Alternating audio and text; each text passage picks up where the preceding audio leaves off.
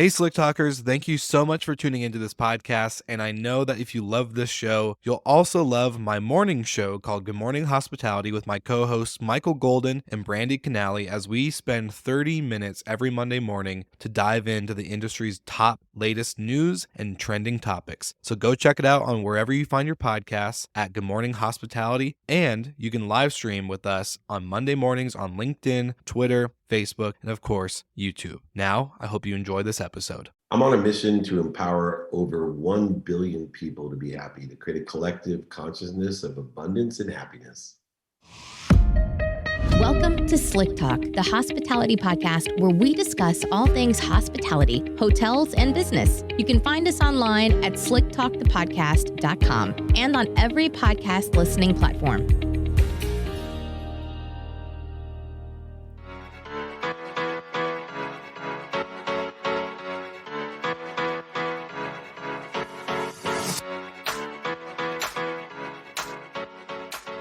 All right, all my Slick Talkers, today's special guest on the podcast is David Meltzer, who is the co-founder of Sports One Marketing and formerly served as the CEO of the renowned Leigh Steinberg Sports and Entertainment Agency, which was actually inspired for the movie Jerry Maguire. His life's mission is to empower over 1 billion people to be happy. This simple yet powerful mission has led him on an incredible journey to provide one thing. And that one thing is value. In all of his content and communications, that's exactly what you'll receive. As part of his mission for the past 20 years, he has been providing free weekly trainings to empower others. Now, let's get ready to kick off the show.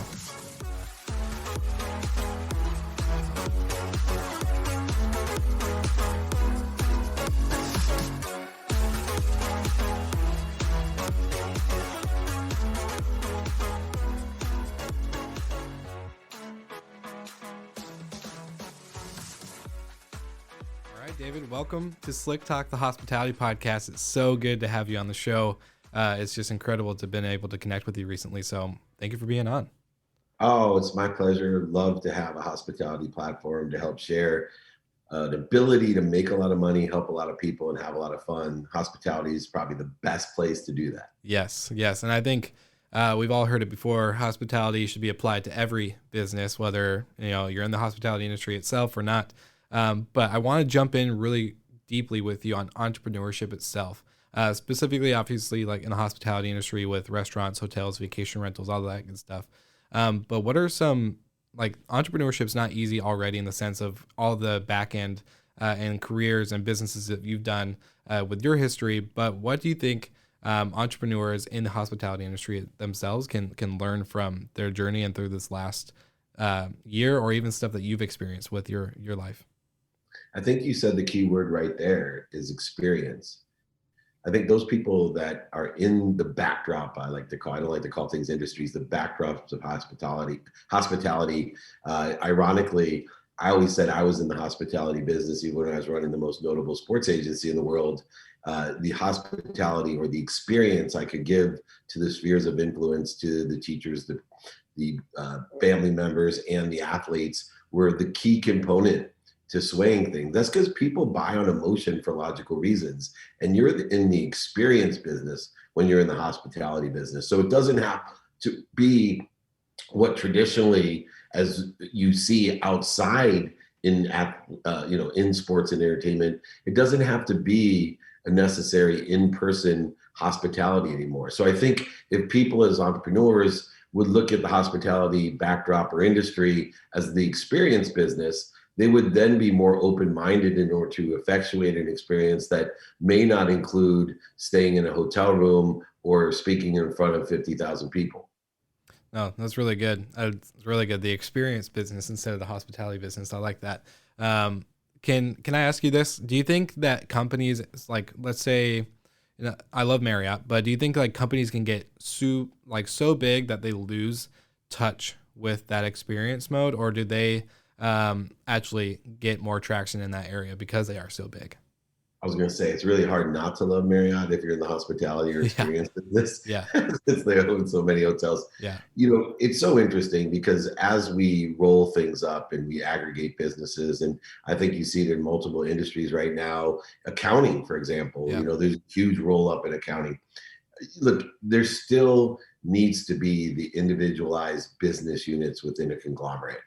And we see that throughout history with the biggest, General Electric would be a traditional one that you could look at, that, General Electric Medical Services is as big as any company in the world. And that's just a business unit.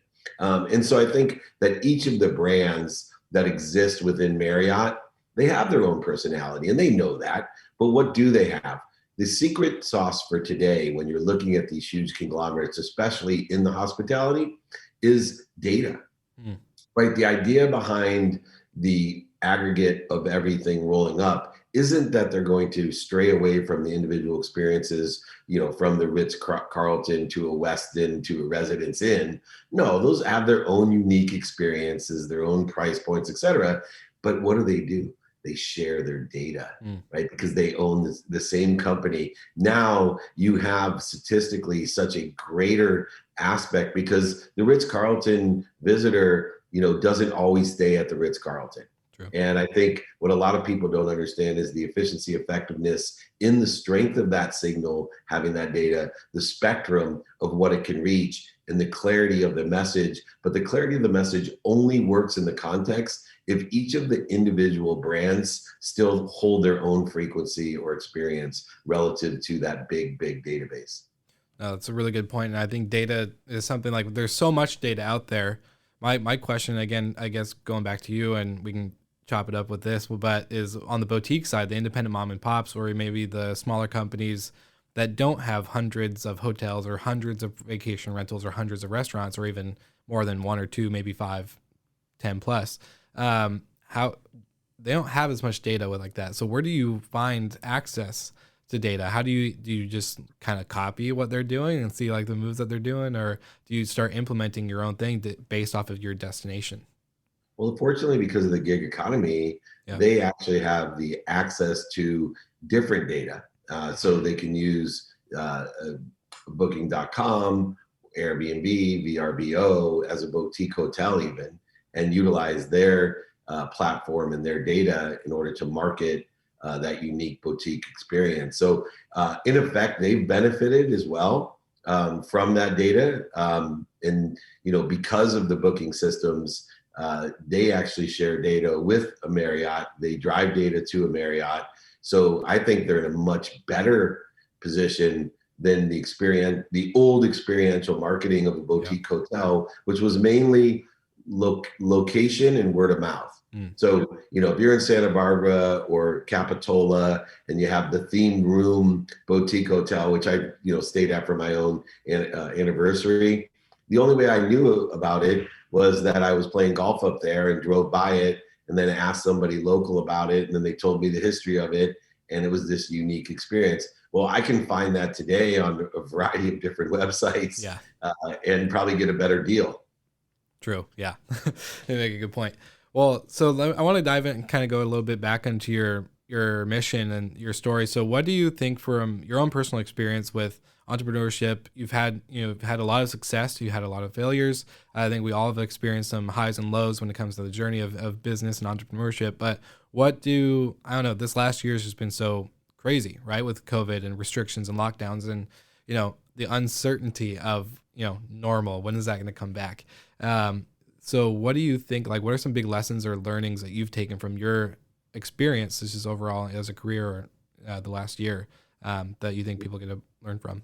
One thing is, don't think in terms of uncertainty. In fact, there's always uncertainty. And what we want to think of in terms of is certainty. In fact, if someone can tell me with certainty what's going to happen tomorrow, I can make billions of dollars. I'm happy to donate it to one of my charities, Unstoppable, or, the junior achievement that I support. But there's always uncertainty. What we want to look at is change, right? Only a wet baby likes change. And when we have change, a lot of people freak out. And so the way that we create certainty within change is the only thing that we have control of.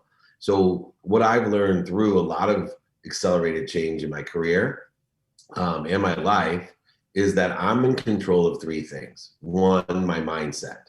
So I utilize gratitude that allows me to find the light, the love, and the lessons. So I don't see any failures in my life, just really big lessons. Forgiveness is so important to give me peace and a sense of certainty. Accountability instead of lying. People live in blame, shame, and justification. Instead, I live in to accountability, which says, what did I do to attract this to myself, and what am I supposed to learn from it? And then inspiration. Instead of living in a world of being a victim, right, of living in the world of not enough, why me, or even in a world of buying things that you don't need to impress people you don't like, a world of for me, I live in a world of through me, a world of more than enough of everything for everyone, to empower a billion people, over a billion people, to be happy, to live in abundance, and realize that things don't happen to you or for you. You're in control of your mindset. So allow them with appreciation, forgiveness, and accountability and inspiration in spirit, connected to all, to come through you. The second thing is, I'm in control of my heart set. I'm in control of the way I feel. I know, it's the worst thing to have this attitude when you have 3 teenage daughters, because they'll say, you hurt my feelings. I'm like, I can't control your feelings.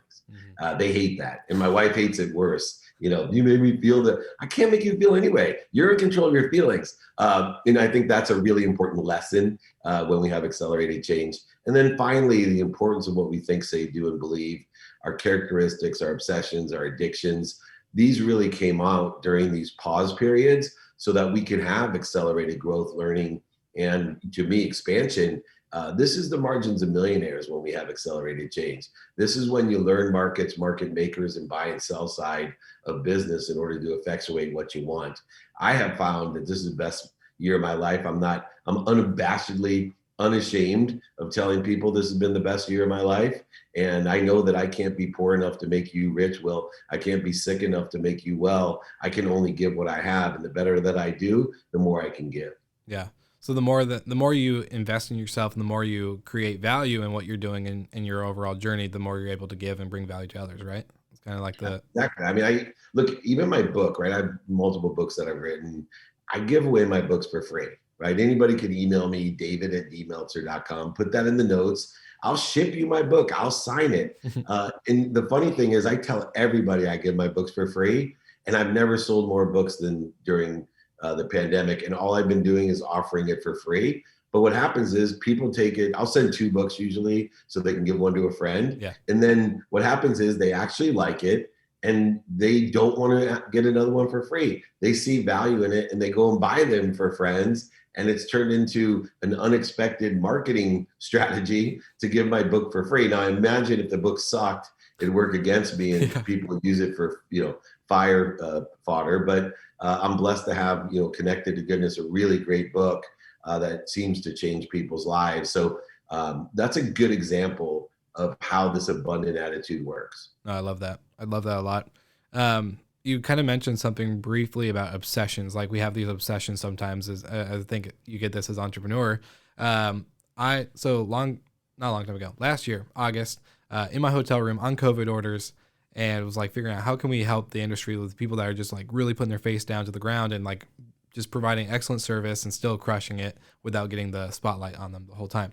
So created a Destination Air Award. And I want your opinion on this of wired to create. So people that are wired to create remarkable experiences that are anticipated and shared. I've become obsessed with this whole thing. And so I want to dive in, I guess, maybe with obsession and entrepreneurship and like, what do you think? Do you think people are wired to create? Do you think they're born a certain way? Do you think they construct a certain way to become an entrepreneur that just is wired to build a business or to grow a business? I'm just want to take your perspective on that. So I think there's 3 things to look at of how we're wired.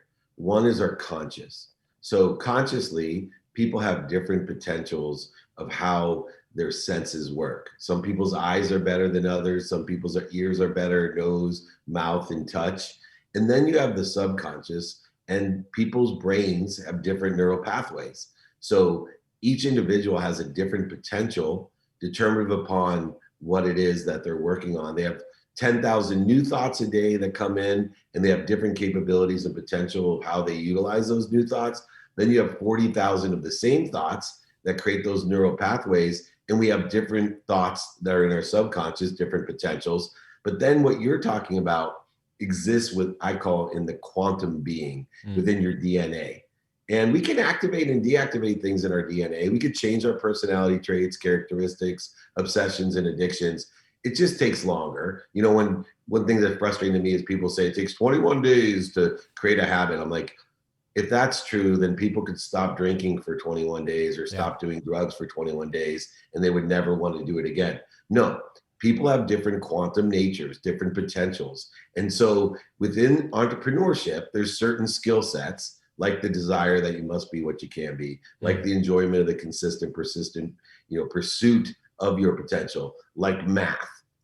It's a big skill set, believe it or not, to be an entrepreneur. That not academic math, but understanding how money works within the currency of itself to create a deal and create margins. You have to know that math. So within the context of each of the consciousnesses, we have our own potentials, and people are born, right? 4 generations, they've proven scientifically, are born with different potentials or different DNA. Now, I believe in past lives, so it gets really confusing. So I believe that like my quantum entrepreneurship started, from multiple lifetimes ago. So yes, I have a higher potential to be an entrepreneur, but it does not mean that if I don't utilize that potential, that someone that has less potential could easily overachieve as an entrepreneur, just like there's some grinders in sports that, don't have the quantum potential of LeBron James, but they have a Steph Curry.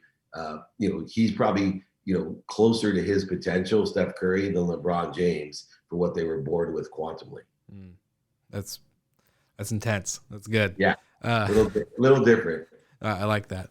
Well, I'm gonna want to ask you a question more from like the traveler point of view, because I think you said earlier in like one of our mentor sessions that you actually have rental properties yourself. I do, and I've traveled myself 200 days a year before COVID since I was 24 years old. So what do you think from the travels perspective and point of view when it comes to either hotel, restaurants, short-term rentals such as an Airbnb platform or something like that? What do you think, something that you would like to see change or improve, and maybe what's something that you think should always stay the same and never change ever? So I think something that would change is I think that we need to close off different areas from, I know Airbnb and VRBO are going to hate this, but I don't think they're appropriate for neighborhoods. I think we're a transient people into, a gated community, or, where kids especially are growing up. I don't think it's safe. I think that we need to specify, just like we did, that you can build a hotel in this area, that these are beach rentals or these are a certain rental. So I'd like to see, securing up some of the neighborhoods from any transient behavior. I think it's the only place. And you're talking about someone who owns, short-term rentals, so it's dangerous, because then they're going to say, well, what about the boardwalk? Yeah. But I do think there's specific areas for hospitality and specific areas for neighborhoods, and that type of opportunity shouldn't exist. The things I think should stay the same is the customer service focus. All the great schools, UNLV, Cornell. I love the fact that, they're the Rick Reeses of the world, the GM of the Montage, who takes these Ivy League kids who graduate and think they're going to run the Montage and puts them into house cleaning for their first 3 months. Yep. And teaches them the business from the ground up. I'd like to see that stay the same and keep improving, because I will tell you, through technology, the way that people can make you feel, the experience you can have, is that of a king.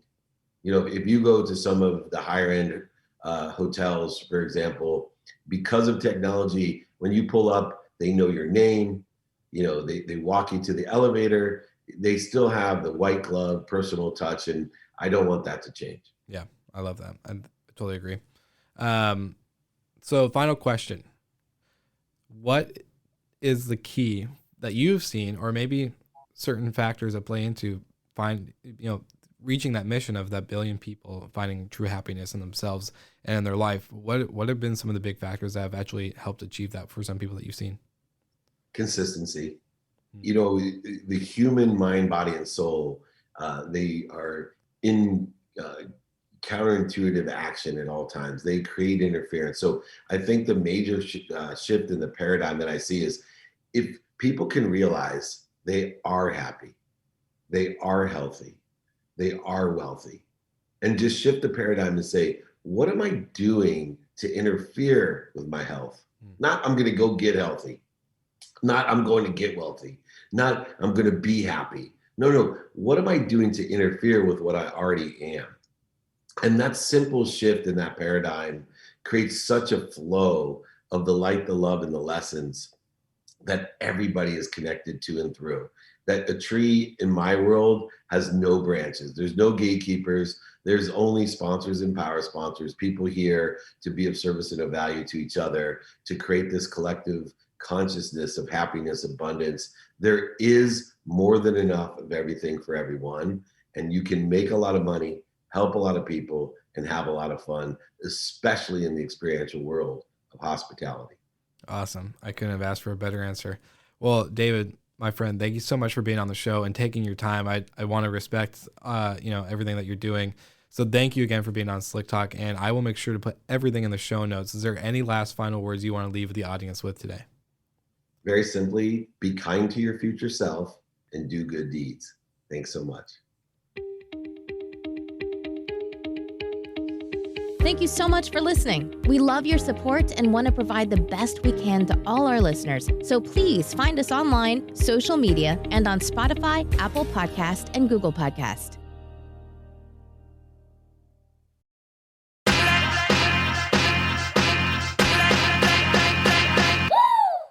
What's up, everybody? If you've gotten this far into the episode of Slick Talk, the Hospitality Podcast, then you are amazing, and thank you so much for tuning in. We want to send you two places really quickly. If you can, check out the show notes and click the hospitality.fm link. Check out all of our other shows on the podcast network. And don't forget, if you have someone that you want to hear on the podcast, then fill out the guest fill out form so that way we can get them on the show. Thank you so much for tuning in, and I hope you enjoy another episode of Slick Talk, the Hospitality Podcast.